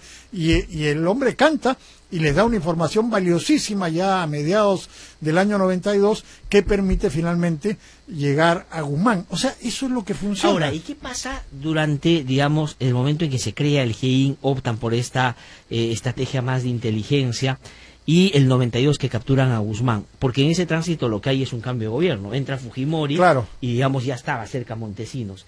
¿Ellos, digamos, fortalecen el GEIN o tratan de, digamos, meterle o imprimir al GEIN otra lógica que después se expresó ya en otros casos tan graves como Gatuti y Barros Alto?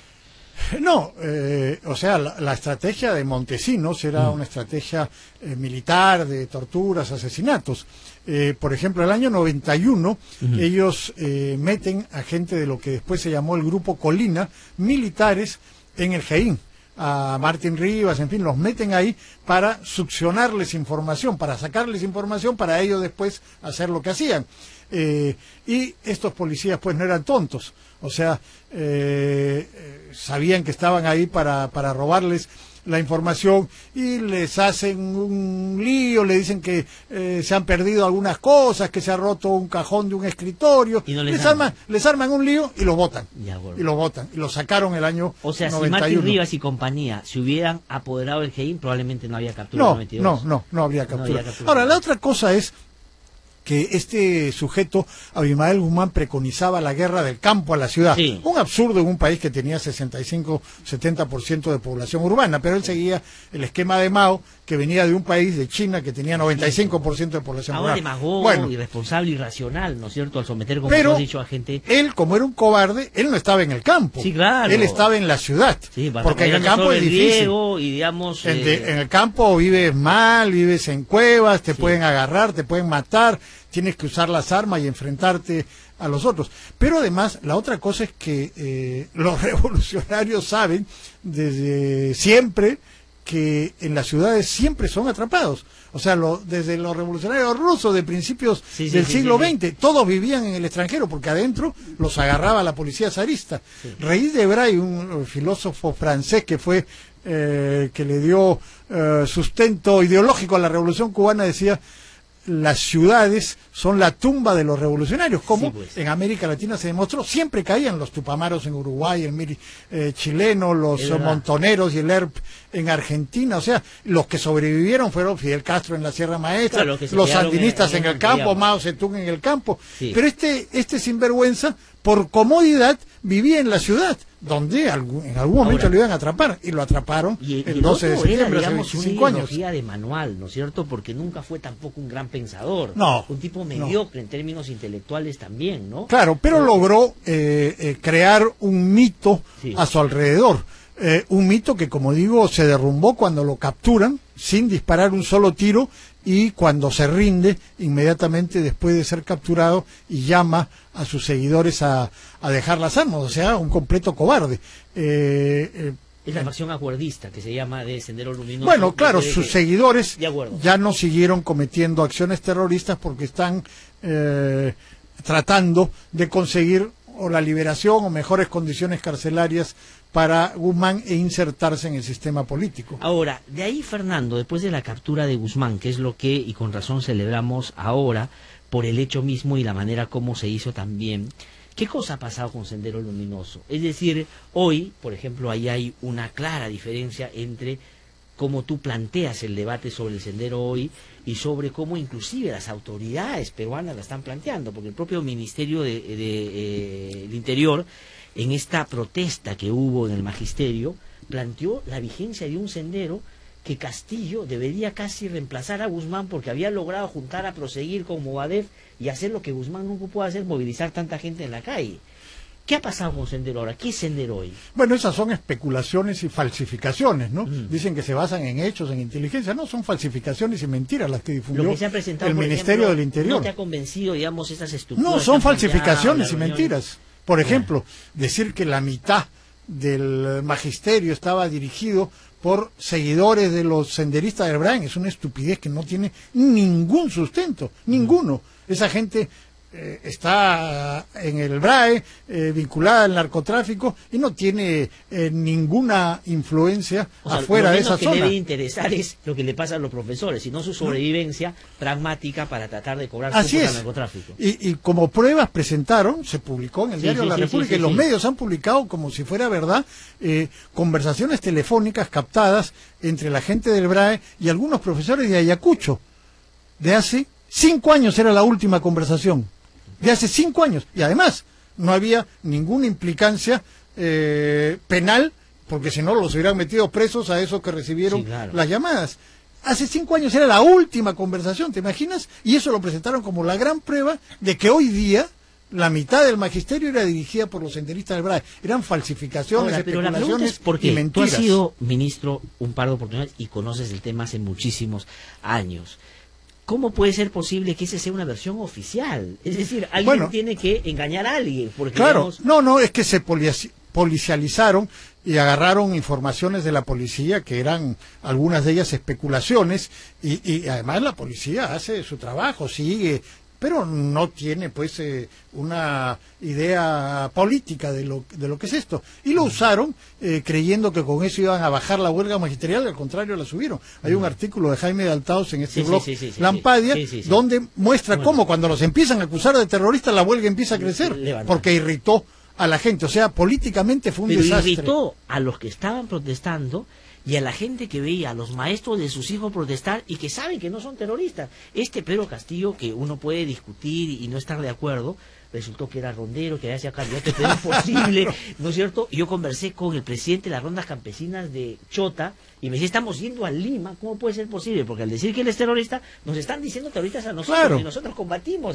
Fue una barbaridad, pero además crearon una suerte de histeria en la población, porque ya se nos viene, imagínate, si son los terroristas los que están dirigiendo a un inmenso movimiento magisterial de cientos de miles de personas que están en huelga, ya se nos vienen encima otra vez, y abonaron a esta absurda y falsa tesis del resurgimiento del terrorismo, que desde hace 17 años nos vienen contando y que no es cierta, y que se ha demostrado que es falsa porque no ha resurgido ningún pero además lo curioso, movimiento terrorista. Fernando, en términos más políticos, es que semanas antes de que ese discurso se volviera el discurso oficial del Ministerio del Interior, habían acusado al ministro casi de apología por haber dejado que determinados manifestantes levantaran la foto de Guzmán y de otros. Y el ministerio se defendió más bien diciendo de que no es un problema tan importante, de que en realidad está controlado, de que uno no puede meterse en una marcha porque la apología, en fin, toda una discusión. Y resulta que por conversión el ministerio se convirtió en el claro, de eso, ¿no? Claro, pues porque los que están ahí piensan eso, los que están en el Congreso son mayoría, entonces, en fin, pues para que no lo censuren en algún momento, ¿no? O sea, ¿tú crees que fue más bien un cálculo político para decir...? no sé si fue un cálculo político, pero ese ha sido uno de los resultados, ¿no? Claro. Entonces, pero en fin, ha sido un desastre para el gobierno, porque eso incrementó el número de maestros en huelga y además le hizo un favor a los opositores que, como digo, hace 17 años vienen contándonos este cuento de que el terrorismo va a resurgir cuando no hay ninguna evidencia, y de hecho no ha resurgido, sino los pocos focos que quedaban han ido siendo eliminados. Los del BRAE están muy debilitados y todavía están ahí, por supuesto, Han y en matado a 3 complicidad con el policías hace narcotráfico, poco. han asesinado a 3 3 policías, y en esa zona realmente son un peligro, pero fuera de esa zona ya no son un peligro, porque no tienen ninguna influencia. Ahora, tú en este muy buen artículo que escribes el domingo, planteas de que no hay las condiciones que habían en ese momento en el que Sendero, digamos, creció, Así y es. que realmente puso en problemas a un país, matando y desapareciendo a tanta gente, que ahora ya no existen, por, digamos, cómo han devenido pues las cosas en países que incluso eran los referentes, comillas, de la revolución, Claro. ¿no es cierto?, como China y otros. Cuéntanos a los oyentes un poquito qué pasaba antes, que de alguna manera podía ser favorable al mantenimiento de Sendero, y por qué eso hoy día no es posible. Bueno, en los 60 y los 70 el Perú era distinto y el mundo era distinto. El Perú, el sistema político era muy cerrado. Por ejemplo, las izquierdas nunca pudieron participar en una elección general hasta 1980, justamente cuando se inicia la guerra popular del senderismo. Las izquierdas no podían participar, el sistema estaba cerrado. Entonces había gente que pensaba, bueno, si no dejan participar, hagamos la lucha armada. Ni siquiera el APRA, durante 30 años el APRA no pudo participar, y cuando participó le dieron un golpe y lo sacaron. Sí, pues. Entonces el sistema estaba cerrado para muchos, pero el 80 se abre y las izquierdas pueden participar, y Hugo Blanco puede participar, y todo el mundo, Horacio Ceballos, todo el mundo ya tiene entrada. Y ya hemos visto después, Fujimori puede ser elegido, con Toledo, cualquiera puede ser elegido, Mala. Ya el sistema se abre y cualquiera, tú mira, gobernadores regionales, alcaldes, en cualquier sitio cualquiera forma su movimiento local y se convierte Es decir, en la alcalde. política se abre y permite a que cualquier persona que Así tenga es. ciertas condiciones pueda Entonces, participar. un discurso que te diga, oye, no podemos participar, hagamos la lucha armada, estás loco, tú, tu casa, anda a bañarte. Ese es por un lado. Por otro lado, el sistema económico y social también era muy cerrado, era muy difícil. Entonces, hoy día hay mucha gente, hay hijos de campesinos pobres que hemos visto que hacen una fortuna en Gamarra o creando una universidad. Uno puede discutir mucho la calidad de esa gente, pero cualquiera realmente si tiene buen ojo y olfato puede hacer, hay más acceso a los beneficios del crecimiento de la no economía. Es que Perú sea Dinamarca ni un país igualitario, hay pobreza, y hay exclusión, y hay racismo, y hay todo, pero ya no es pues lo que era antes, y el mundo también es totalmente distinto. En los 60, 70 estaban estos faros pues que iluminaban a los izquierdistas, China, Cuba, la Unión Soviética, Vietnam, y había movimientos armados que habían llegado al poder. En Cuba llegaron por las armas, en Nicaragua, julio de 1979 llegan los sandinistas, en Vietnam 1975 derrotan al ejército norteamericano. Entonces esa era una vía que se podía acceder. Y cuando habían elecciones en América Latina, Chile, país cercano, gana la izquierda con Salvador Allende, y en 73 lo derrocan. Entonces, digamos, había gente que decía, bueno, vayamos a las elecciones. Le decían, no seas tonto, si vas a llegar al gobierno te van a derrocar y te van a matar como Allende, hagamos la vía armada. Entonces, esa era una idea atractiva, y muchos grandes intelectuales del mundo se plegaban al marxismo. El marxismo imperaba en muchas universidades, no solamente del Perú, de Europa, de Estados Unidos, en fin. Claro. Eso compáralo con hoy día. Ya no existe Unión Soviética, China es un país capitalista, Vietnam es un país capitalista, Cuba se ha hundido en el descrédito total, Venezuela. Vive como una sanguijuela de Venezuela. El marxismo ya a nadie le importa en ninguna parte del mundo. Los movimientos armados ya desaparecieron de América Latina. Y muchos de los que participaron en esos movimientos luego entraron a la democracia y hicieron partidos. O sea, que pones el ejemplo, o Pepe Mujica. Así es. Hay dos cosas que han ocurrido. Algunos movimientos fueron derrotados y otros negociaron su ingreso al sistema, como acaba de ocurrir en Colombia con las FARC, que se han convertido en un partido político.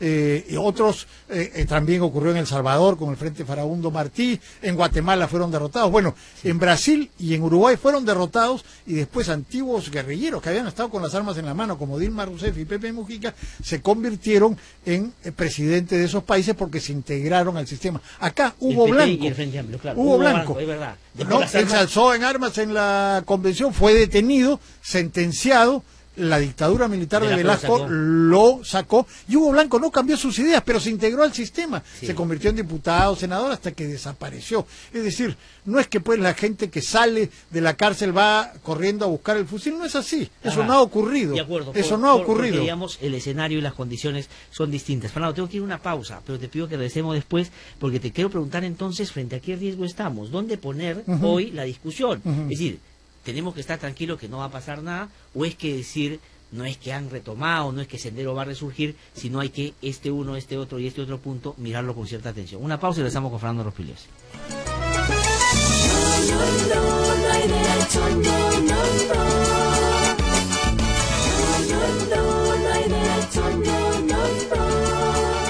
¿Qué tal, amigos y amigas? Soy Glatzer Tuesta. Quiero contarles que No hay derecho se renueva. Y además responde a un pedido de ustedes. No hay derecho, regresa a su horario anterior. Desde este 18 de septiembre, No hay derecho, a través de los 104.7 FM de RBC. Una producción de IDL Radio. Que no te cuenten cuentos, el Diario 1 te cuenta la verdad. Compra el Diario 1, el diario oficial de la realidad peruana.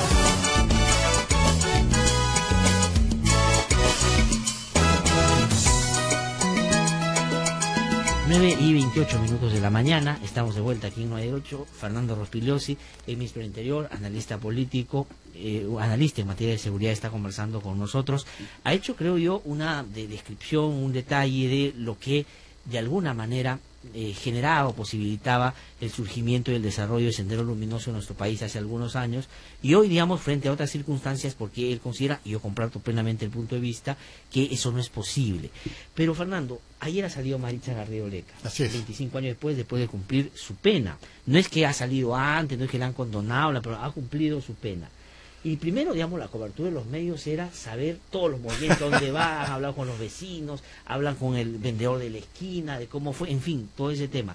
Pero lo que se empieza a plantear inclusive desde la versión oficial del gobierno es que hay que hacer algo porque ella puede regresar a las andadas y otra vez buscar rearmar o que resurja Sendero Luminoso. ¿Esto es posible o cómo tenemos que mirar eso como sociedad? Porque van a seguir saliendo. Claro.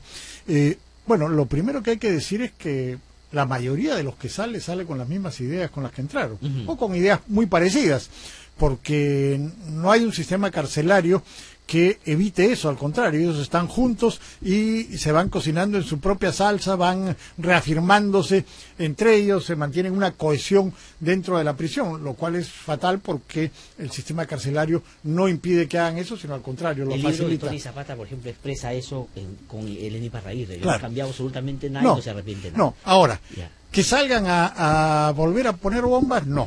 Porque las condiciones, como he señalado, no son las mismas que hace 30 o 40 años, y además hay un problema que es muy obvio y que alguna gente no se da cuenta, que es la edad.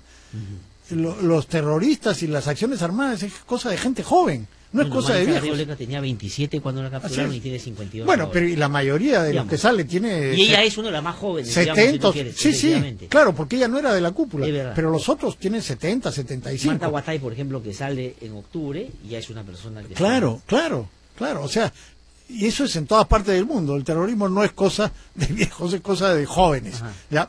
Ese es un punto. El otro es que no tienen condiciones para volver a hacerlo. Ahora, eso implica que no hay que vigilarlos, al contrario, hay que vigilarlos porque, lo he dicho también en ese artículo, un atentado puede cometer cualquiera.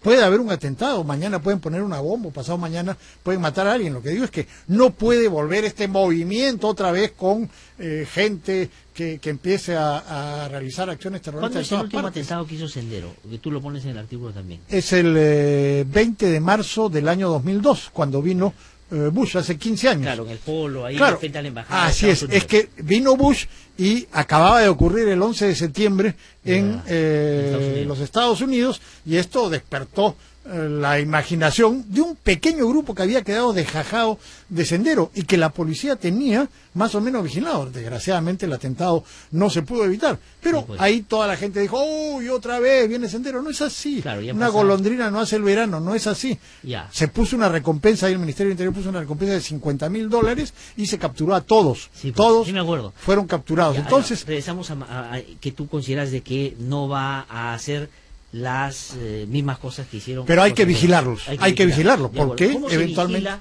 para, digamos, que también, porque digamos, el principio del Estado de Derecho es cumples tu pena y vas a la sociedad.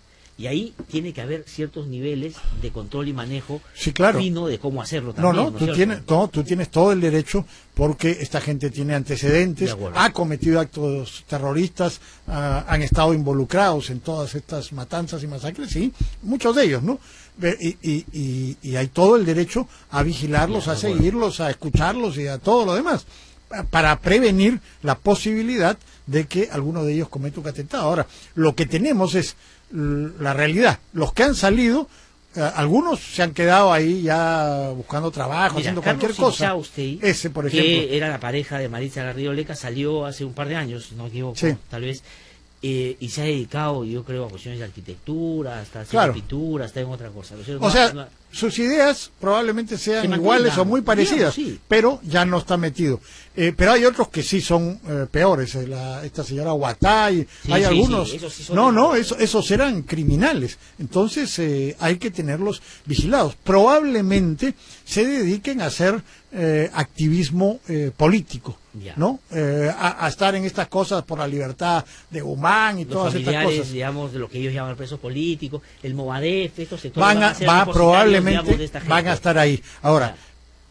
una cosa es la investigación y la inteligencia policial que tiene que seguirlos y estar atenta a lo que ocurra con ellos. Y la otra cosa es el combate político que hay que Exactamente, darles. que tú dices que Que es el no se principal, les ha ideológico y dado, político. que no se les ha dado, por ejemplo, en el magisterio. Yo me quedo sorprendido, pues, por ejemplo, los congresistas hablan, gritan Sí. y dicen grandes palabras. ¿Y por qué no van a hacer su trabajo político? ¿Por qué no durante la huelga magisterial tuvimos a 50 o 60 congresistas saliendo por todo el país Sí, claro. y yendo ahí a discutir con los O maestros, los a partidos persuadirlos? discutiendo A los partidos, claro. el manejo, inclusive el propio sindicato, y no dejar a Patria Roja y a este grupo que decía que está vinculado al Sendero, de ver qué rumbo le van a dar a ese, Así es. sindicato. Así es. Y ¿dónde está el APRA? ¿Dónde está la Acción Popular? ¿Dónde están los fujimoristas? Ahí están No todos, así es, ¿dónde Sí, están no. todos? Por favor. ¿Y dónde está el Estado? ¿Dónde está el gobierno? El gobierno también tenía que hacer lo suyo. El gobierno tenía que convencer, que persuadir a los maestros de las ventajas de la reforma magisterial,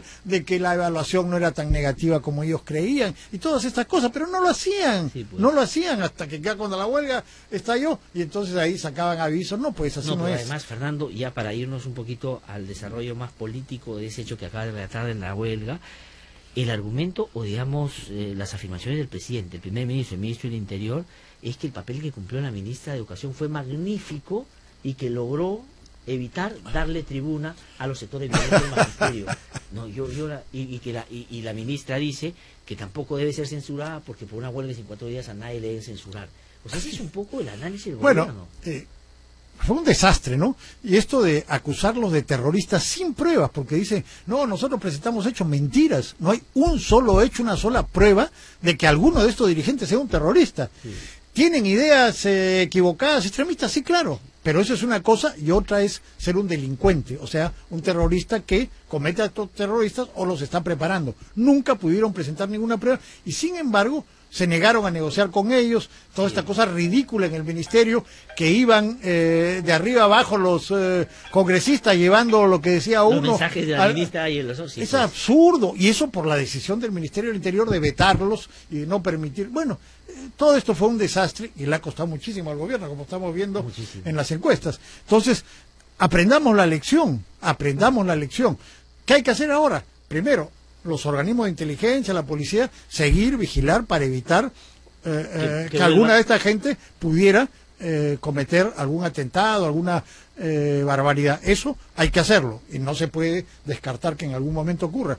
Pero segundo, hay que desarrollar el combate político contra esta gente donde está. En el magisterio hemos visto que están, pueden estar en otros sectores. Eso le corresponde a los partidos, eso le corresponde también al gobierno. Ahora, Fernando, lo otro que hay que decir y dejar de hacerle propaganda. Porque yo te aseguro que Movadef y yo, digamos, a los prosenderistas, los he conocido en la universidad y todo, no hay nada que les da más felicidad de que todo el tiempo hablen de ellos como que son más grandes de lo que son. Se les ha hecho una propaganda inmensa y un favor inmenso.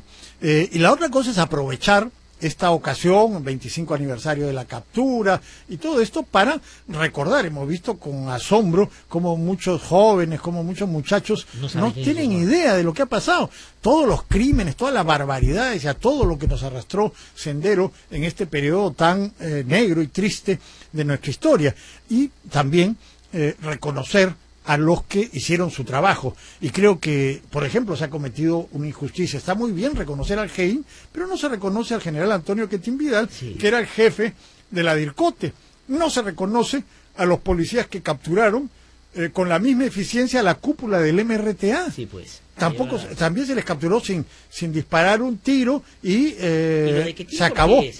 Pues la bronca que hubo con ciertas personas del GEIN. Pero yo condecoré el 12 de septiembre del año 2001 en el Ministerio del Interior a Quetín Vidal y a todo el GEIN. Pero no excluir pues a Quetín Vidal. Eso me parece un error. Y también hay que reconocer a los militares que derrotaron a Sendero en el campo. Porque cuando los senderistas iniciaron una campaña muy fuerte en las ciudades, en Lima, 91, 92, no es que estaban avanzando, estaban corriendo, estaban huyendo porque las Fuerzas Armadas y los militares los barrieron en el campo y empezaron a usar una estrategia más inteligente, más o menos desde el año 88, 89, hasta el 92 los derrotaron completamente y también se cometieron crímenes y mataron a gente, pero hay que reconocer también que esos militares hicieron su trabajo y derrotaron a Sendero Luminoso en el campo. Me parece injusto que solamente se reconozca a algunos. Me parece bien que se le reconozca a ellos, pero no que se excluya a Quetín Vidal, no a los que capturaron al MRTA y tampoco a los militares que hicieron un trabajo también bueno y sacrificado. Ahora, ¿y qué le dirías tú, digamos que tienes la distancia suficiente de la política, si quieres más partidaria, para que algunos no se quieran trepar, digamos, estos éxitos? Porque hoy día la discusión también es quién se hace del triunfo, a quién se le debe este triunfo, si a los policías, si a los militares, y ahí estamos de acuerdo todos. Pero políticamente, digamos, por ejemplo, ha sido la lógica del fujimorismo decir o alentar la idea de que ellos y solo ellos fueron los que hicieron algo contra el terrorismo, porque después de eso vinieron la flexibilidad de Paniagua, que sacó terroristas, vino Toledo, que les dio una serie de beneficios, y después, bueno, en fin, ya tú conoces toda la historia. Bueno, fue la DIRCOTE y GEIN quien capturó a Guzmán, y ahí también hay un gran mérito del general Antonio Quetín Vidal. Recuerda que en la noche del 12 de septiembre, Vladimiro Montesinos mandó al ministro del Interior, que era un general en actividad, a llevarse a Guzmán o al CIN o al Pentagonito o a alguna instalación militar para ellos comerse los jamones. Y Quetín se plantó y le dijo: no, nosotros lo hemos capturado y según la ley a nosotros nos corresponde interrogarlo, y lo mantuvo en la DIRCOTE y después hubo represalias contra ellos por ese hecho. Por eso es la presentación de Guzmán, y ese es un dato que no sé, creo que se ha dicho por estos días. El precio es 1509, que es el día de lo que era en ese momento la Policía de Investigaciones del Perú. Claro, que, digamos, la antigua PIP, porque la DIRCOTE estaba manejada por la PIP. Quetín Vidal era un PIP, Miyashiro, Benedicto, todos eran PIPs. Entonces le ponen 1509 en honor al aniversario de la PIP, lo cual le sacó roncha a lo de la Guardia Civil y a otros. A los GR y a los guardias civiles, ¿no es cierto? Claro, que eran, digamos, los otros. Pero en fin. Ahora, pero me preguntan varias cosas, pero dos que quiero rescatar, Fernando, si me lo permites. Tenemos pocos minutitos ya en esta entrevista. Una, Fujimori. ¿Dónde estaba Fujimori cuando Guzmán lo capturaron? ¿Cuál es la verdadera historia del papel de Fujimori en la captura de Guzmán? No, Fujimori estaba pescando en un lago de la Selva, creo que estaba con Kenji, y no se enteró hasta que salió en la televisión, no igual que Montesinos. Ellos no se enteraron porque se hacían las cosas en secreto, en reserva, ¿no? No se enteraron hasta que recibieron la información pública, y eso les molestó mucho, ciertamente, ¿no? Bueno, como hemos conversado, el GEIN nació al final del gobierno de Alan García, ¿no? Entonces, sí, esa es una cosa que, digamos, hay que reconocer aquí, y saben los oyentes que yo soy muy crítico con el AFA y con muchas cosas, pero hay que reconocer que efectivamente eso pasó hacia finales del gobierno. Cuando era ministro del Interior, Agustín Mantilla, claro. Y el otro tema que plantean acá, Fernando, es que pueda reflexionar un poco sobre la reconciliación. Dice, ¿qué piensa Fernando sobre esto? Es complicado en una sociedad todavía tan dolida por lo que hizo Sendero hablar de dar este paso, pero ¿qué cosa hay que hacer para, digamos, caminar en esa dirección? Bueno, hay que, para empezar, bajar la intensidad de muchos de estos discursos que no tienen sentido, pero que ahora cada quien que dice cosas más brutales cree que va a tener una mayor audiencia o va a tener una mayor recepción del público. Es verdad que ha habido pues barbaridades que hizo Sendero, pero ya pues tuvimos este fenómeno, los responsables están pagando. Abimael Guzmán no va a salir nunca de la cárcel, y Parraguirre y toda esta gente va a quedar ahí hasta que muera. Otros están saliendo como Garrido Leca y tampoco la van a pasar muy bien porque tienen el rechazo, y está muy bien que lo tengan, de la sociedad. Ahora, ojo, estas cosas que se ha hecho con la Garrido Leca ya me parece un exceso, ¿no? O sea, de todos los medios ahí siguiéndola, o sea, se le está dando una publicidad que por cierto no corresponde. Más correspondería usar ese espacio para recordar los crímenes de Sendero Luminoso. Yo creo que sería mejor o mucho más útil usar ese espacio en ese sentido que darle tanta publicidad. O por ejemplo, a esta señora, Fernando, ¿no? A propósito de esto que ya está sucediendo, que van a salir esos terroristas, que existe un compromiso explícito del Ministerio de Educación, que no sé si para el próximo año ya dé el tiempo, de generar materiales educativos explícitos donde se hable de estas cosas más en los colegios. A mí me sorprende, tengo una hija que tiene 9 años y tú ves las cosas que les enseñan y esto es así de pasadita, pero como si no hubiera sido tan dramático como fue. No, claro, y además se puede hacer como se hace en los países desarrollados, que va la gente, van los policías que capturaron a Guzmán, o van las víctimas del terrorismo senderista, y van a los colegios y hablan. Y ahora que tenemos internet y redes sociales, eso tú lo haces en un aula, lo grabas, lo filmas y lo distribuyes 1000 veces en todo el país. Esas cosas se pueden hacer, por favor. El Estado tiene recursos, o instituciones privadas que lo hagan. Sí, nosotros hicimos un programa especial con unos reportajes que produjimos el año 2003 a propósito del informe de la Comisión de la Verdad. Los 6 primeros los hizo Bruno de Olazábal, que lamentablemente ya murió, con el talento que tenía además para contar las historias. Y cuando pusimos el de Sendero, Fernando, 50.000 personas lo vieron, digamos, en ese día. Y la gente se sorprendía y decía, oye, no sabía que esa había sido la intensidad de lo que Sendero hizo. Y gente más o menos, digamos, que conoce, que sabe, claro, que tiene cierta información. Sí. Claro, eso se puede hacer.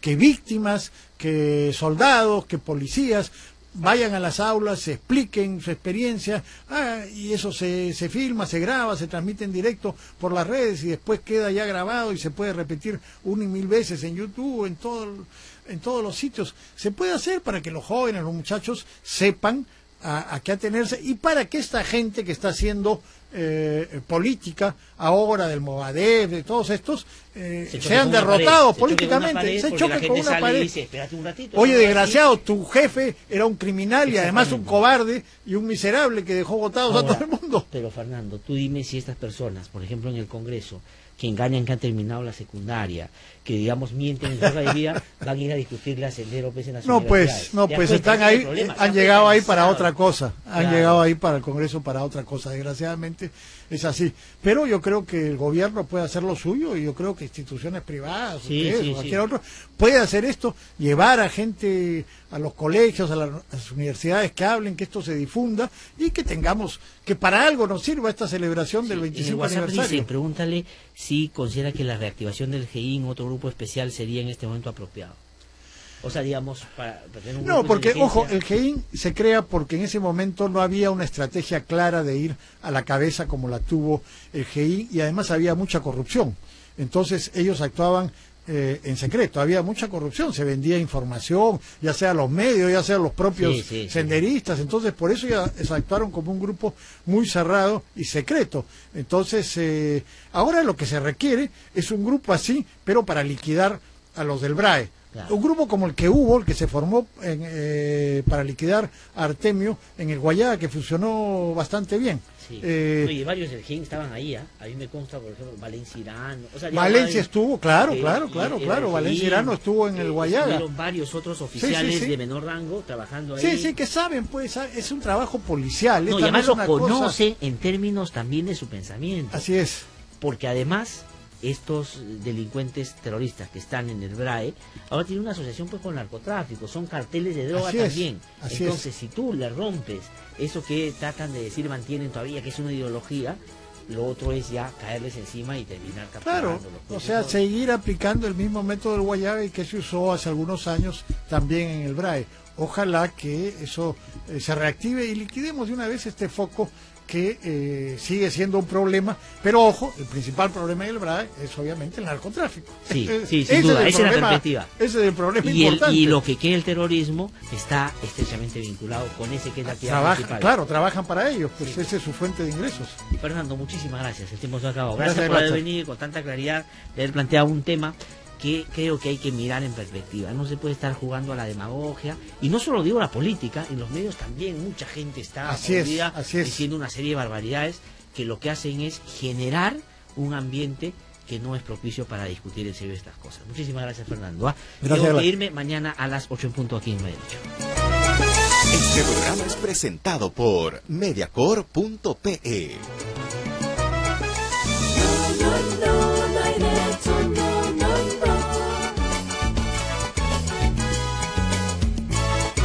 El Instituto de Defensa Legal presentó No hay derecho, un espacio de noticias, diálogo, debate y participación.